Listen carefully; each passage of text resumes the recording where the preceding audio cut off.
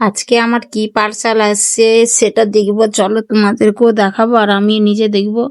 তো এই দেখো নিয়ে বসে গেছি পার্সেলটাকে।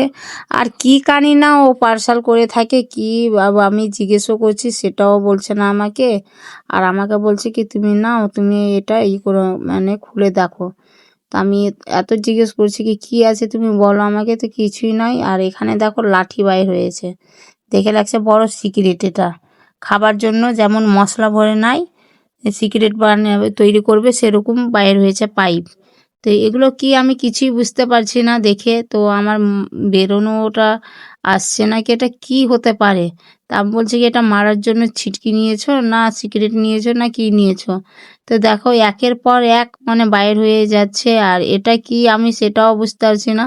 তবু আমাকে বলছে না এটা কি জিনিস। তো আমি ওকে এতবার জিজ্ঞেস করছি তুমি বলো এটা কি কি কাজে লাগে, তো ও বলছে কি তুমি দাঁড়াও, তুমি দেখতেই থাকো। তুমি এটা আমাকে তখন ফিটিং করতে দিল কি তুমি এভাবে ফিটিং করো।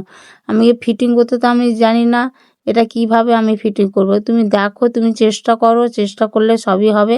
কিন্তু দেখো আমি একের পর এক মানে একটা লাগাতে যাচ্ছি আবার আর একটা ছুটে যাচ্ছে, মানে আমি লাগাতে পারছি না। দেখতেই পাচ্ছ তোমরা ভালোভাবেই আমি এভাবে লাগাচ্ছি, এদিকটা লাগাচ্ছি ওদিকটা ছুটছে।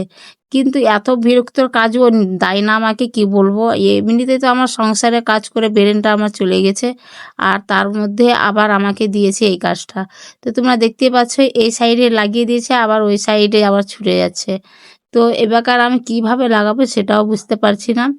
তো আমার এতটা রাগ উঠছে ওর ওপরে, কি বলবো। ওকে বলছে কি তুমি লাগিয়ে নাও বেশি, আমাকে বলছে এখানে লাগানো ওখানে লাগাও। তো তোমরা দেখো এটা আবার খুলে গেছে, দেখো একটার পর এক মানে একটা লাগাচ্ছে আর একটা খুলছে। কিন্তু কি জিনিস সেটা আমি বুঝতে পারছি না কি এটা। হয়তো ফিটিং হবে তারপর হয়তো আমি বুঝতে পারবো, তার আগে আমি বুঝতে পারবো না। আর আমার মেয়ে দেখো এদিক ওদিক নিয়ে ছিন্নিমিন্নি করে বসে বেড়াচ্ছে। এখানে বসেছে এবার মাস্টার, এই মাস্টারটা কি তৈরি করছে সেটাই আমি দেখব। যেহেতু ওই হয়েছে আমার নষ্ট গোড়া, ওই বেরেন আমার তো নিজে তো খেয়েছে খেয়েছে, আবার আমার এসব কাজ দিয়ে আবার আমার বেরেনটাকে খেয়ে নিল। তা আমি ওকে বলেছি কি না বাবা আমি আর পারবো না, তুমি এবার বসাও, হ্যাঁ তুমি এটা ফিটিং করো। তো ও ফিটিং করতে বসেছে, তো দেখি ফাইনালি কি ফিট করে কি হচ্ছে জিনিসটা, আমি সেটাই দেখব। এত ওকে তবুও জিজ্ঞেস করছি কি এটা কি কাজে লাগে আমাকে একটু বলো, তো তবুও আমাকে বলছে না। আর আমার মেয়েরাও সবাই ভাবনা চিন্তা করছে কি এটা কি হতে পারে।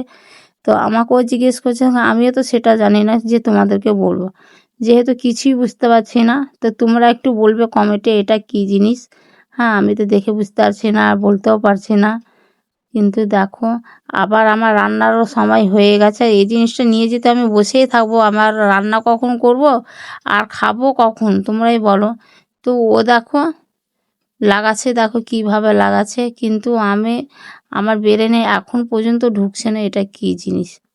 তো তোমরা দেখতেই পাচ্ছ এদিক থেকে ওদিক থেকে সব দিক থেকে, একদিক থেকে ওরও ওরকম হচ্ছে মাথা খারাপ, একদিকে লাগাতে গিয়ে আবার আরেক দিককার ছুটছে। তো দেখো এই জিনিসটা উলট পালট লাগিয়ে দিয়েছে, তোমরা দেখেই হয়তো বুঝতে পারছো এটা উলট পালট কেমন লাগিয়েছে।